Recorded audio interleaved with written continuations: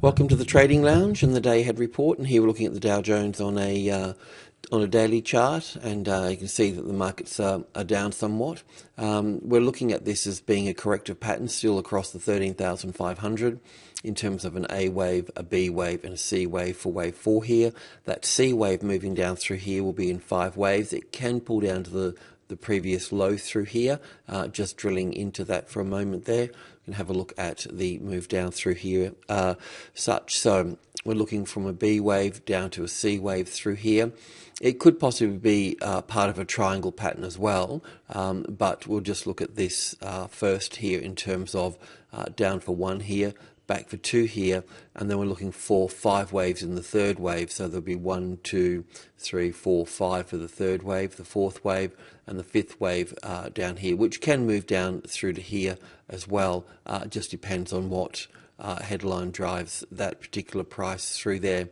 The triangle pattern is probably more so in line with the S&P 500 in terms that this 3-wave structure up through here, looking at another 3-wave structure to the downside here. In looking at the S&P 500 as such, let me just find the right chart here. This will do the trick. Okay, so with the S&P 500 here, we were looking at a retest of the 1460 yesterday for any shorts there, and any supports to the downside would have been at the 1450 and also the 144 as well here, and that's still to come through there. There is a trend line through here, and the market has caught that there, so there will be consolidation all around this period, this area through here, and in the next session as well, but also edging further to the downside. The flip side of this is the US dollar pushing to the upside above the 80 there, so we'll have the euro, the S&P 500, the European indices, all to the downside here. In terms of the European market, we've got the DAX here, and with the DAX here, we've always had this 5-wave structure to the downside here as an impulse wave, and in Elliott terms, that if you get 5 waves in the opposite direction, and the opposite direction in this case was that we were in an uptrend through here, so we've been aware of this 5-wave structure to the downside, and then we were looking for a 61.8 retracement level, and that came in, and we could see that this particular pattern through here was corrective in terms of overlapping wave structures, and now we're looking for further downside. So there should be some sort of equality in terms of the distance between this move down through here and the following move we get through here. There will be strong support at the 72, and we can expect to see some consolidation around that area there. But I just wanted to point out that this has actually moved down closer to its previous low here than the FTSE has. Just bring that back into here. Bear with me a second. So see how the FTSE is still quite high in compared to this one here. So the DAX would be the one to follow there. The important numbers here, of course, are the 5800. And also this little group here as well, the orange line will be the 5772 there. So that would be the support sort of area there. So, it's going to be tricky sort of moving down.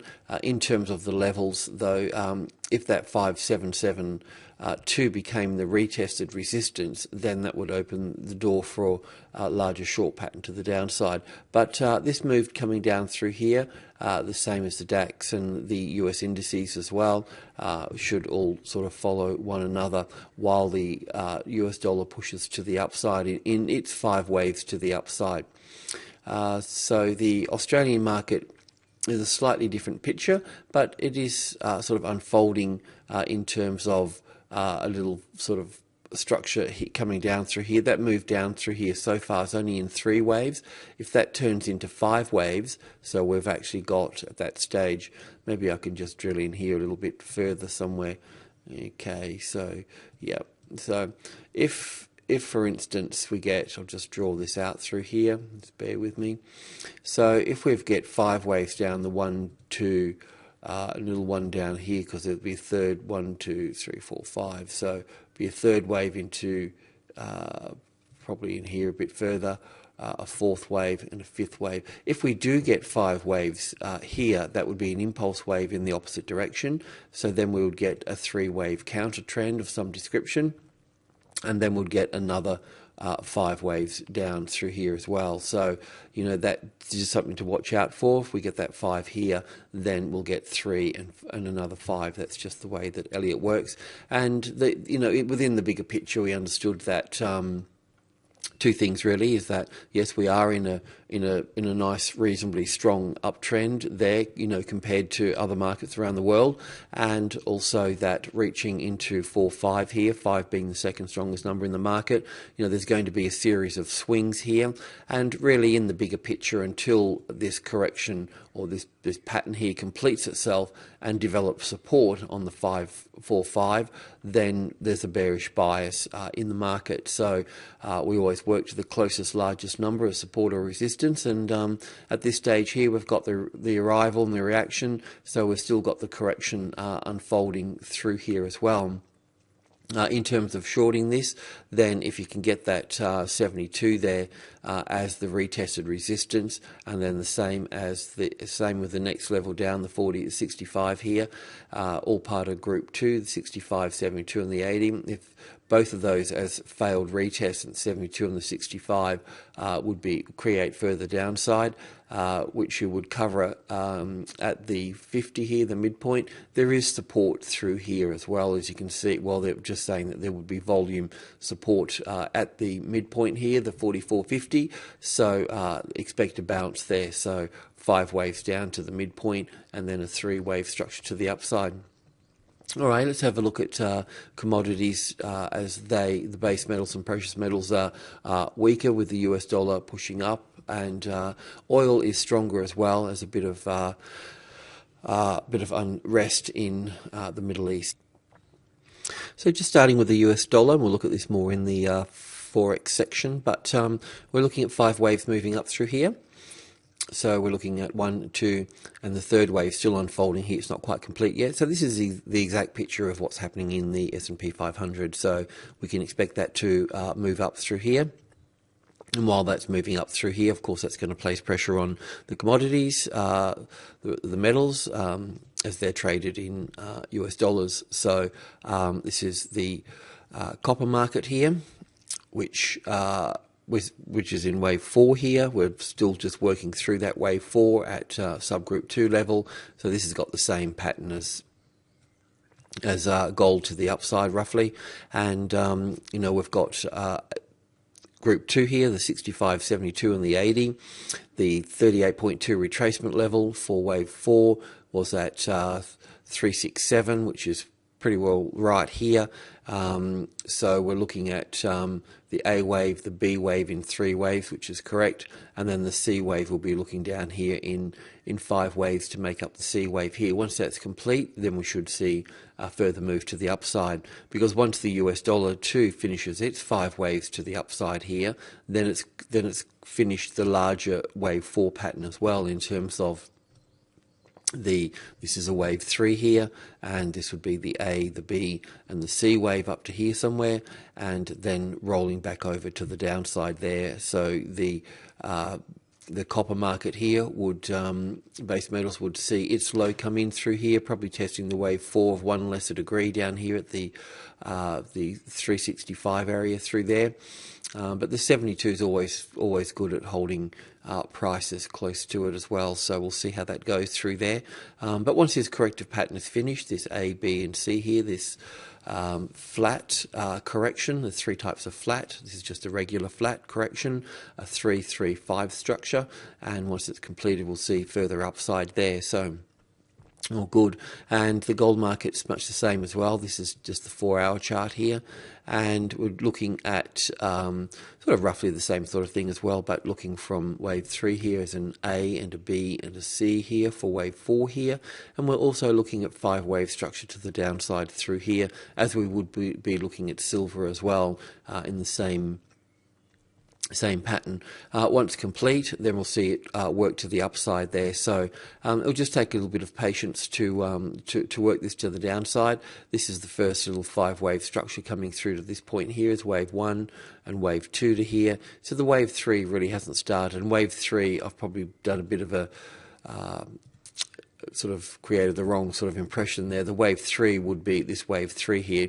Really needs to be longer than wave 1 here, so just bear that in mind through there. The midpoint here would be important as 1750 here, so we expect a bounce to come off that. Once the 65 here has got the retested resistance through there, then yeah, so we're looking down here at the low of this move here. If this is an expanded flat through here, an expanded flat normally takes the top out of the wave 3 by 23.6% and normally taking the low out here as well. Which is the expanded flat, which is also known as a bit of a bull trap, taking the tops out and also taking the lows out here and sucking the bears in and then reversing higher through there. So what we'll do is we'll just essentially we'll drill in and count this 5-wave structure down through here. Once that's complete there will also be 5 waves in the last 5th wave here as well. So then we want to see an impulse wave to the upside there. So just a little bit of patience until this unfolds through here. And once again, this will line up with the US dollar. Now, the oil market as such, it's got a slightly different pattern as well. And as you know, yesterday we were looking at this being the A, the B, and the C down through to here, and it's completed. Now, this move up through here is working well. Now, this first move up here can be counted as wave 1 or the A wave, wave 2 or the B wave, and this can be counted as wave 3 or the C wave. Now, as wave 3 or the C wave, it will have 5 waves in it, so just expect this to follow the US dollar somewhat. So up for 1, back for 2, and it's displaying a nice 3rd wave up through here. So look, just if I've got a smaller view here, right, okay, this is a smaller view here. So this is the larger 1 or the A wave, the 2 or the B wave, and we're looking for the 3rd wave to come up through here or wave C to come up through here. Either way, wave 3 or C, it will have 5 waves in it. So we can look at this being wave 1 to here, and that will have 5 waves in it too in terms of 1, 2, 3, 4, and 5. So that would be wave 1 of wave 3 and then wave 2, and then this is wave 3 here. We can see that in looking at this while we're here, we can see that in this structure through here, in terms of counting them, you just sort of find things that you can recognize. And in this case here, we can see that the strongest in wave 3 here, the strongest part of the structure so far is right in the center here. So that would be the third, the third of the third, so to speak, the center of the structure. It would also be the center of the 5 waves up as well. So we could really take the distance of this here as such. There we go.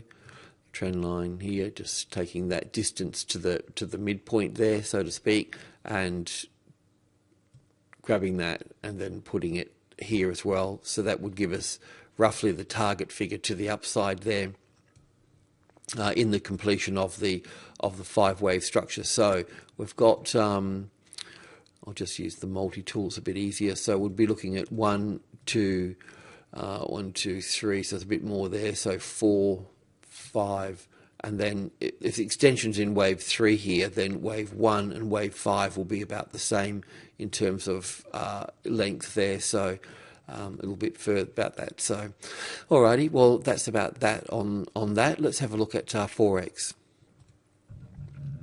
Okay, so for the US dollar here, we're looking at wave 4 moving up through to here, and we're looking at a 5-wave structure moving up through here as well. So once this is complete here, once this 5-wave structure here is complete up through here for wave 4 here, then we'll see wave 5 move to the downside through here, and we'll see the S&P 500 and the euro and so forth push higher. So all those markets are going through their corrections there. So if we just drill into that a little bit further, we're looking at this particular correction in terms of an A and a little A, B, C for a B wave here, and a C wave moving up through here in 5 waves. The 1, the 2, the 3, the 4, and the 5 to make the wave 4 is a C wave. Just drilling into that a little bit closer there. The 5-wave structure is looking like this. The up for 1 yesterday that we're looking for an ABC back yesterday. So that's come, it didn't quite pull back to the 7950, which I thought it would have done, but there you go.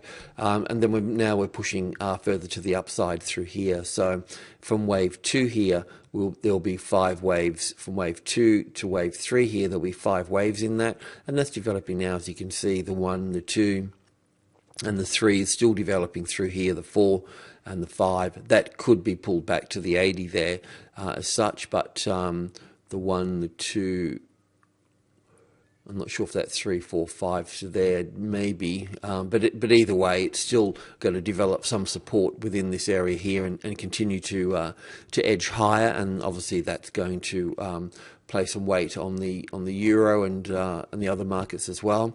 So with the euro here, as mentioned before, we're just working across the 130 here. The 130 is important. It's a minor level, and it's also the top of minor group 1. So it has a lot of significance in terms of finding support at this level or not. And at the moment, it's still just working across the level there. So, it's normally just a minimum of 3 swings. So we've got this first swing, the second swing, we've got this other swing coming in through to here. So that can be it there in terms of an A and a B and a C. For wave 4 here, the opposite to the euro, opposite to the dollar. But it can get more complicated as well, because wave 4s are known for triangle patterns, because wave 4s triangles occur in wave 4s, not in wave 2s. Wave 2s can have little pennants and so forth, but triangles and double zigzags and all the complicated corrections occur in wave 4 there. So, but in terms of looking at this here, the main supports here are the 128 and the 127.72 here. So we are also looking for 5 waves coming down through here. So just the opposite to the dollar as such, and here we go as well through here. So we're looking at down for 1 and back for 2, down for 3 when it's completed in through here, and wave 4 and 5. Now there is also the possibility of a triangle pattern occurring across here as well, as you see on our charts as well, and that's a real possibility as well. But I think we'll just stay with, for the morning report anyway, we'll stay with looking for 5 waves down through here. The bottom line is, one way or another, that there is support at the 128 and the 127.72 area here, the subgroup 2 area here, which is also, this is also the 38.2 retracement level back as a wave 4 as well. So it's not going to play out much further than that. Just on a 15-minute intraday level with the euro as well. Just like the dollar, we've got down for wave 1 here and back for wave 2 here, or it can be the A wave and the B wave as well if we're going to be working with a larger triangle across here.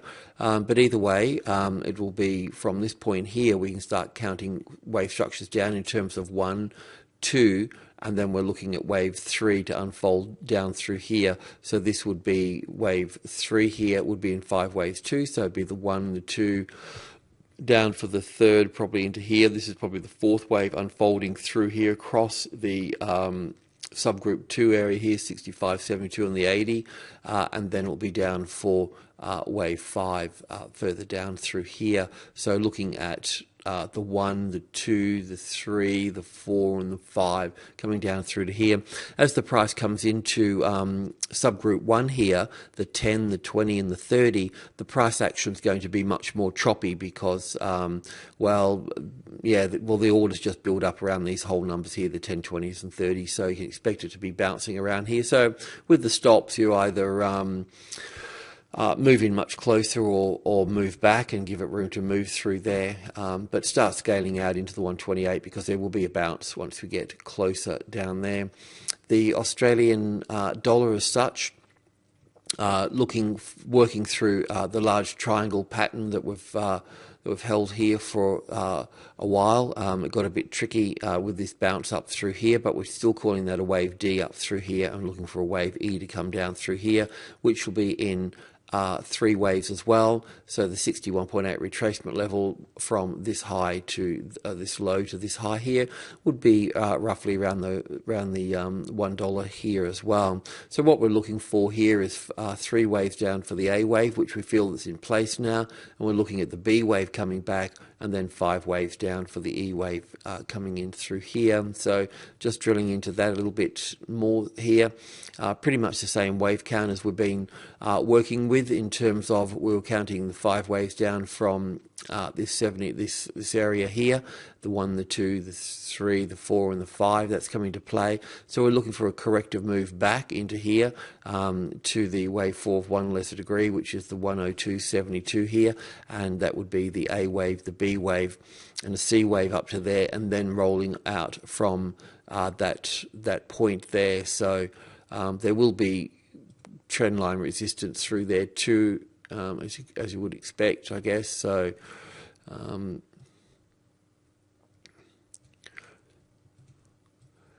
so there's going to be a struggle within there anyway. If we just drill in there and have a look at that a bit closer, we've got okay, that's wave 4 here, and then wave 5 we're looking down through to here in terms of 5 waves down as well.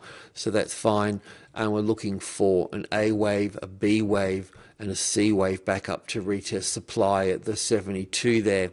Now, the Elliott wave is fine in terms of getting direction, and that's what we use it for, and getting direction. But really, there's very few people that consistently take money out of the markets using Elliott wave alone. So that's why we use the trading levels, or quite simply price as support or resistance. And we know that before you can go long in a market or long or short in a market, you need to be on the right side of the closest largest number. And in this case here, we're dealing with 102, working with 102 rather. And what we've got here so far, this move down through here is in 3 waves. So that's a bullish corrective pattern here. So we should see new highs taken out above here. So using that as our sort of directional base, then we would need to have, the next step is to have support on the 102 there, and at the moment it's just developing support as such. And what is support? Well, at the moment, when that moved up through there, that's resistance, isn't it? And now it's moved up. We never chase the first high above the level. We wait for the retest. The breakout is important as a part of the process, but the retest is more important. So we can see that the retest is unfolding now. So we probably could say that, if you're a bit unsure about how to read that in a smaller time frame, then just wait for the 102.10 to develop as support, and then the 102.20 here as support. You can exit it at the 102.30 here. That's what we would normally do. If the 102.30, which would be the 10, 20, and 30, if the 30, the top of subgroup 1 here, develops as support, then you can pretty much be assured that you're going to get to the midpoint, the 50 there. You can cover at the midpoint and then wait for support to develop at that stage there and trade up to the 65. And we always take the money at the 72. If the 72 ever became the support, then we'd scale back in using the 72 and then building the trade on top of the 80 as well, and then getting out at the next number, the 103 there. So it is a process. If this is going to fail to the downside and we're going to be moving further to the downside, well, then the short trade would come in with the 101.72 as the retested resistance, and then using the 65 here as a retest here and failing at that point to add to the short position, covering in part at the midpoint here. So it depends on the degree of trend that you're trading, of course, and here we're just working with the sub levels as such. Yeah, so that's what we're sort of looking for there. Alrighty, well, that's about it. So the bullish weekly cycle that we normally been following to the upside normally has Wednesday as the midweek high and Thursday as the bear market. And with the Thursday being the bear market, the general idea is to look at the volume. And if we're getting a down day, but on diminishing volume, on lower volume to the downside, then that's actually a bullish picture, and we should see Friday to the upside. I'm a little bit concerned with that this week because we never had Monday as the solid bull day.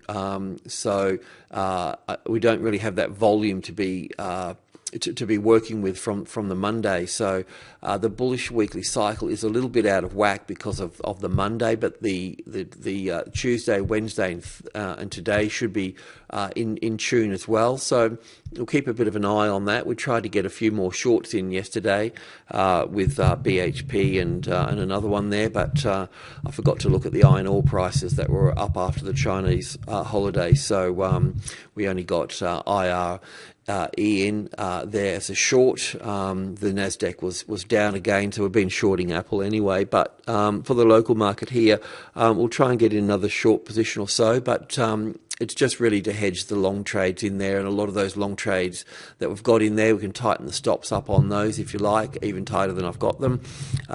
We expect those to be flicked out, but that's what Wednesday and Thursday, especially Thursday, does. It's collecting stops for the day, but that's part and parcel of playing a tight game like we do, and managing the risk is what it's all about. So that's what we'll do. We don't want anything getting out of hand. So we'll look for a few short positions. Yeah. Alrighty. Well, good morning and good luck.